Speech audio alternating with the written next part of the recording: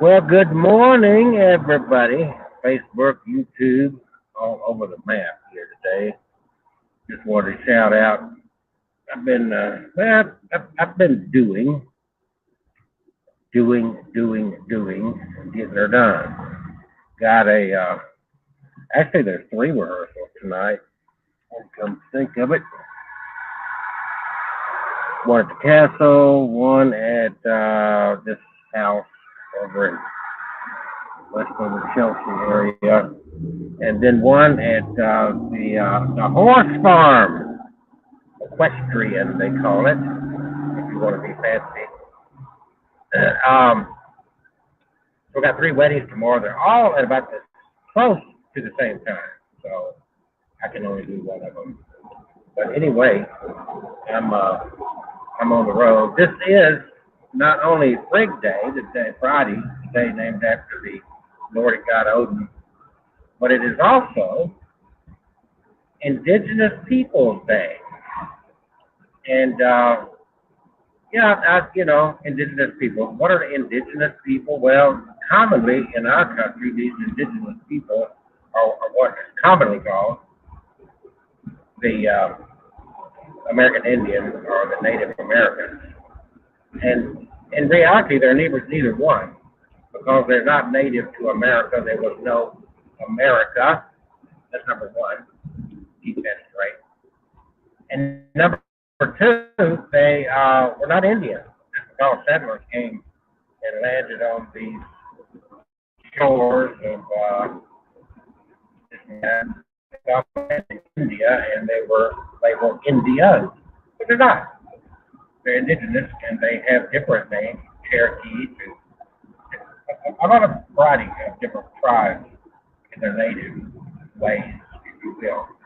So they were the indigenous people. This day has been set aside for Indigenous Peoples Day, and this Monday for the United States of America is another one of our many fraudulent holidays. Columbus Day. Columbus, the one that they're celebrating on Monday, had number one nothing to do with the United States of America. Never touched. No record of him ever having touched any of our shores or anything related to where we are located. That's number one. Number two, what he and his other explorers did to the indigenous peoples of these lands called the Americas, today they're called the Americas, is nothing to celebrate. But we don't, we keep reinventing things, if you know what I'm saying. So, yeah, sad, but it is just true. And in my world, the truth does make somewhat of a difference. So there you go, folks. This is Friday coming up on the weekend, which I don't know why we call it a weekend. It should be a strong end, but there is the American language of are you led or do you lead? Or is it lead? It's heavy as lead. Do you lead with lead? It's heavy as lead. Heavy as lead. Read and read and read. It just really is really fascinating and interesting, the English language, and it's a very difficult language to learn. And anyway, so much from it. Blah blah blah. World of politics this morning. Since the White House is now the hot spot for COVID-19, we have a president who is,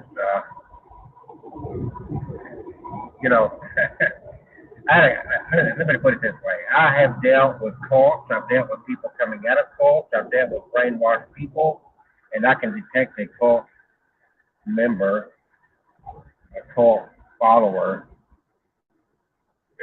real quick into a conversation. I mean, just real quick. I had a quick phone call this morning, and they were calling for a company, and it was some marketing company, bottom line. They were calling for a company that is no longer in business, whose number I now have. And the guy started his little presentation. I told him, I said the company is no longer a company, and basically take us off the list. He said, or they're calling for a concrete company. Anyway, within less than six short exchanges between this person and I said, you must be a Trump supporter. He called, he said, what's that got to do? He said, what's that got to do with anything? He said, matter of fact, I am. Well, he said something about, well, he kind of stuttered because it kind of threw him off. And I was able to detect that he was a Trump supporter. Because Trump supporters are basically a cult. And I can detect a cult member. And so basically he was confused. How would you say that? I said, well, because of the demeanor of, well, that's it. I said, thank you, but please take us off the calling list. Goodbye. I had no further conversation, but I did throw him dramatically because I can detect. Because of my experience dealing with cult members, I can truly detect a cult follower, someone who's been brainwashed. It's easy for me to detect these people. I've got a neighbor across the street, well, kind of down the street, who's fairly new to my neighborhood. He claims to be a scientist or a retired scientist of some sort. After I learned a little bit about his history, I think calling himself scientist is a little overstatement, but whatever. More like an engineer. But he wanted to engage in a conversation about GOD and how he had proven that God exists. It's like, I'm sorry, nobody's proven that God exists. You may have satisfied your own curiosity to that extent, but nobody has proven such because it's an unprovable thing. But anyway, we never had another conversation. I never argued with them or anything, but I can detect these people because they think they're thinking and they're not thinking. And I can throw them real quick because certain basic questions you can ask somebody. They started complaining how he scientifically proves that God exists. So the first question you say is, well, first of all, which God are we talking about?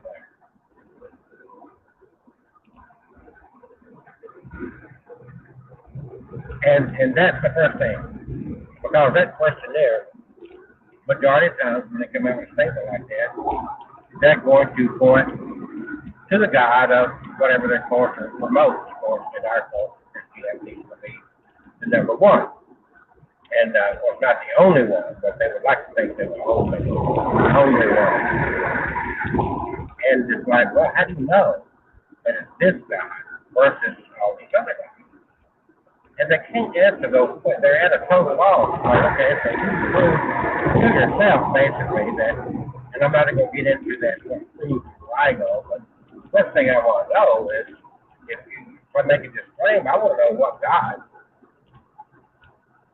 you led your research basically believes exists and why that. And that they're all set. They cannot respond to that in a sensible way at all. It's not going to happen. So anyway, there's the point I'm trying to make there. So not trying to confuse people, but my mind automatically goes a certain way, and it's like, oh, well, clearly I'm going to get to the point of exactly what steps did you go through, how did you reach this conclusion? And then I'm going to ask questions, because that's basically what science does, is ask a lot of questions. And asking a question, people just reach a point where they get tired of asking questions. You know, it's like they run the end of the gamut of their ability to find answers to questions, so they just then jump in and take the leap of faith. And that's what you have to get them to understand that they did, and that's fine. If they're satisfied with that, whatever. But don't call yourself having found proof. You just reached the point where you were, you know, you just didn't want to ask any more questions. That's the bottom line. So it's like, well, which God? Because, you know, well, the Bible, blah, blah, blah. It's like, well, you know, what basis do you find on this book you call the Bible? And, you know, you kind of go into infinity from there. That's kind of where it goes. But anyway, folks, that sums it up on the religious and the political note as far as I'm going to go today. I do have rehearsal tonight. I've got to go get something out of a trailer. We're going to get some DJ work going on. They do not have speakers there. So I got to make a run away over to Childersburg. And then I got to run back up to Mountain Grove. Kind of a sit-down dinner, kind of whatever thing for here. That's Duck Key, 1-888-888-SHOW.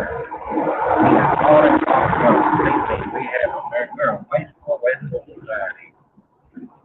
So I decided I needed to do something about transportation. I decided that I'm rebuilding the vehicle I've got. So for a fraction,